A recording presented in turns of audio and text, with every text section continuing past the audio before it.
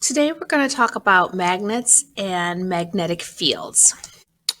So the magnetic force is basically the fields surrounding a magnet, and it's going to weaken the further you are away. And that should make sense, right? I mean, when you've played with magnets, for example, I've got magnets here, and if I put south and north together, the closer they are, the more I can feel that force. So if you've ever played with magnets, especially bar magnets, you will notice that it's the ends that are more likely to attract against each other. Okay, the middle doesn't do much. And that's because the force is the strongest at the ends.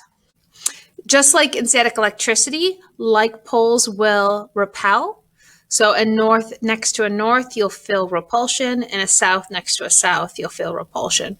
But north and south will attract. You can't have a single pole. So in other words, if I were to cut this magnet in half, I'm not going to have one end be north and the other side just be a completely south magnet. It doesn't work that way. Okay, what's going to happen instead is that we end up with just two smaller magnets. And it doesn't matter how small I cut it. I'm going to just end up with many, many small magnets. Okay. So a magnetic field is the region surrounding a magnet where it will be able to affect another magnet. We represent it by lines in pictures.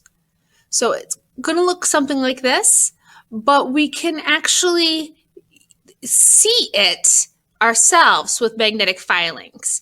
Okay, so here I have a magnet, and we will see that there's a north end and a south end of the magnet. And in this little container, I have some little teeny pieces of iron. They're called iron filings or iron shavings because it's literally we took a piece of iron and we scraped little pieces off of it. I'm going to sprinkle these pieces of iron on top of the magnet, but I'm going to put a piece of paper in between so that the filings don't stick directly to the magnet. But this is going to allow us to see the field lines that normally are invisible to our eyes. Okay, so as I sprinkle these filings on, you should see a picture that's pretty similar to the one on the PowerPoint. And you should see along the sides of the bar these semicircle patterns like that. And at the ends, the lines kind of coming out like this. My students sometimes call this shape here, they think it looks like rainbows. So we've got a bunch of like repeating rainbows that get larger and larger.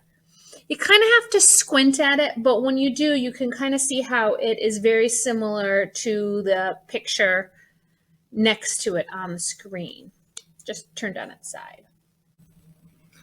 Here I have a north pole of a magnet and a south pole of a magnet. I'm going to cover it with paper and sprinkle iron.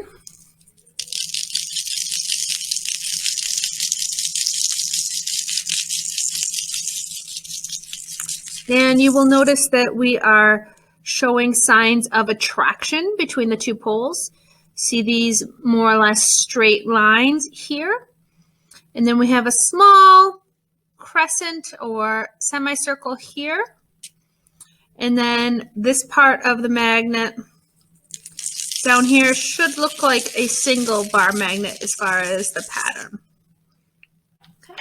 Here I have two south magnet poles next to each other.